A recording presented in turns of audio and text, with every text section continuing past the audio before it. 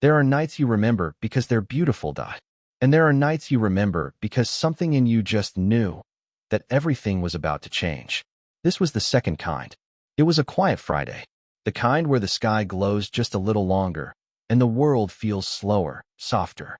Nathan stood at the stove, stirring the pasta Claire always said she loved. Their daughter, Emma, was upstairs, music faintly echoing through her bedroom walls. The house smelled like garlic and red wine.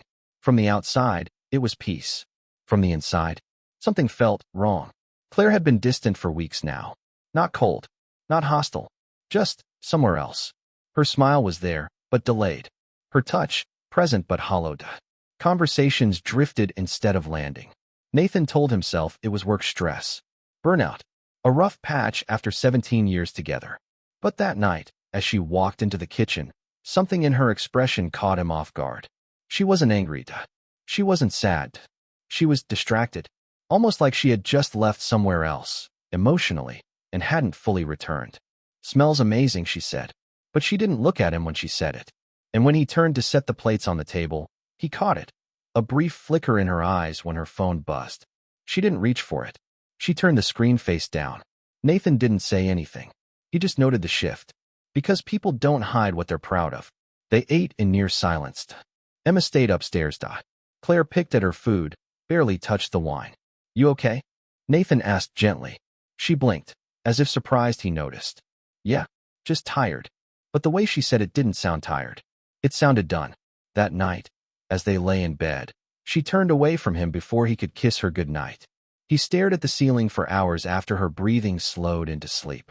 Something was happening. He didn't know what yet, but he could feel it in his bones. Whatever it was, it had already started. The next morning, Claire was up early. Too early. She was already dressed, sipping coffee by the window when Nathan came downstairs, something she hadn't done on a Saturday in years. "Couldn't sleep," she said, not turning to look at him. Her phone was clutched in her hand. Screen off, thumb resting on the lock button like a reflex. Nathan smiled, pretending not to notice. But inside, something clenched. That same sense from last night. The silence that wasn't peaceful, just loaded. Later that afternoon, while Claire was out running errands, Nathan walked into the kitchen and saw her phone on the counter. Unlocked. He didn't mean to look, but it lit up as he reached for a glass of water, and the message appeared in full on the screen. "Still thinking about last night. I can't stop. M." He stared at it. Just one line. Just one letter for a name. But it hit like a truck. His first instinct wasn't anger. It was confusion. Shock. Not because he had caught her, but because she was letting herself be caught. The Claire he knew was cautious. Calculated. Private. Whoever she was now, didn't seem to care if the curtain dropped. And maybe that's what scared him more than the message. He didn't open anything. Didn't scroll through texts. Didn't take a photo for evidence. He just stared at that message for a long time, as his hand rested on the marble countertop they picked out together 12 years ago. Everything suddenly felt fake. The kitchen, the coffee mugs, the family photos on the fridge. He was standing in a museum of a life that might have already ended. When Claire got back, she was all smiles again. Light. Cheerful. Too cheerful. "Traffic was awful," she said, dropping a shopping bag on the floor. "I grabbed those candles you like." Nathan nodded, holding in everything. Because now he wasn't looking at his wife. He was looking at someone who had a secret. And she didn't know he had just found the first piece of it. Nathan wasn't a dramatic man. He didn't rush to conclusions. Didn't scream. Didn't tear through drawers looking for answers. But betrayal has a way of rewiring you. It makes your heart race while your hands stay still. It turns ordinary moments into scenes of quiet investigation. That Sunday, Claire left again. "Brunch with the girls," she said. Nathan smiled, kissed her cheek, then waited 15 minutes, grabbed his coat, and got into his car. He didn't know what he was looking for, not really. But part of him needed proof that this wasn't just a flirty message. That he wasn't crazy. That something truly was being hidden behind the smile of the woman he had built his world around. He drove to the usual cafe where Claire met her friends. But her car wasn't there. So he waited. An hour passed. Then 2. And just as he was about to give up, he saw it. Her car, pulling into the parking lot of a hotel on the other side of town. Not the kind of hotel you book for a spa weekend. The kind with curtains always drawn. With check-ins that don't ask questions. Nathan parked across the street and watched as Claire stepped out. She was smiling, not like a tired wife on a break, but like a teenager sneaking off to meet someone forbidden. And then the passenger door opened. Out stepped a man. Tall, familiar build, confident walk. Nathan leaned forward in his seat, and his stomach twisted into knots. It was Marcus, not a stranger, not some faceless coworker. Marcus, his old friend, a man he had played poker with. A man who was at their wedding. A man who once held Emma when she was just a baby. They hugged. Not quick, not friendly. It was intimate, lingering. Her hand ran down his back like it had done 1,000 times, just not with Nathan anymore. Nathan couldn't breathe, because the betrayal wasn't just about sex. It was about trust. About friendship. About a life that had been shared and used. He didn't confront them. Not yet. Instead, he drove home, turned off his phone, and sat in silence at the edge of his bed. And in that silence, he began to plan. Not for revenge, not for drama, but for truth, undeniable, unignorable, and impossible to spin. The next few days were quiet.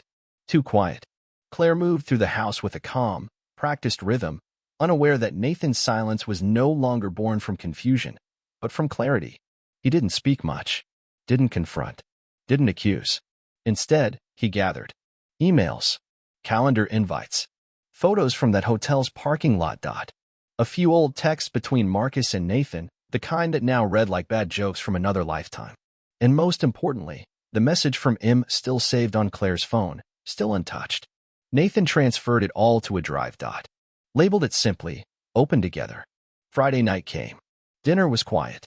Emma stayed at a friend's. Nathan waited until Claire curled up on the couch with her tea, scrolling through her phone like nothing was unraveling. Then, without a word, he plugged his laptop into the TV. Claire looked up. What's this? He didn't answer. Just opened the folder. One by one, the screen lit up. The message from Em, the hotel timestamp, Claire stepping out of the car, Marcus following behind, the photo of their hug, an audio file from Nathan's phone, recorded in the car, his own voice saying, "This is the man who toasted our 10th anniversary. This is the man you gave everything to while lying to me in my own house." Claire froze. Her tea went cold in her hands. Nathan, wait. But he didn't look at her. He just pressed play on the final item, a photo of the three of them, taken years ago. Nathan, Claire, and Marcus, smiling in the sun. "You two made your choice," Nathan said quietly. "Now I'm making mine." He unplugged the laptop, stood, and walked toward the stairs. Claire followed, voice trembling now. "Please, can we talk?" He turned to face her. "You talked," he said. "In secret. In hotel rooms. Behind my back. This is the only thing I'm giving you now, the truth. Unedited. Uninterrupted." And then he walked upstairs, leaving her standing in the living room, alone with everything they destroyed. Not with fire, but with lies. Claire didn't sleep that night. Nathan could hear her pacing the hallway outside their bedroom door. Pausing every few minutes, like she might knock, then walking away again. By morning, she was sitting at the kitchen table, hands folded, face pale. "Please," she said as he entered the room. "I made a mistake. A terrible one." He didn't respond. She kept talking. "It didn't mean anything. It was stupid. I was lonely. You were distant." That was the moment Nathan stopped her. "No. I was constant. You were just somewhere else." She went silent, because even she couldn't lie her way around that. For the next few days, she begged. Not hysterically, but with a quiet desperation. The kind people use when they finally realize what they've lost, but only after it's gone. She offered counseling. Time apart. Rebuilding. She said she'd cut off Marcus. She said she'd do anything. But Nathan had already made peace with the truth. You can forgive a mistake. But this wasn't a mistake. It was a choice. Over and over again. The only moment that almost broke him was Emma. She came home early and found her mother crying. That night, she sat on Nathan's bed and asked, "Is it true?" He didn't lie. Didn't soften it. "Yes. Are we still a family?" He took her hand. "Always. Just not the same kind." She nodded, wiped a tear, and leaned her head against his shoulder. That was the only part of the house that still felt like home. A week later, Nathan packed his things. Claire didn't stop him this time. She stood in the doorway, hollow, clutching an apology she'd said too many times. "I never stopped loving you," she said. He turned back, looked at her one last time. "Maybe. But you stopped choosing me. That's not love. That's memory. And then he walked away. No explosion. No final argument.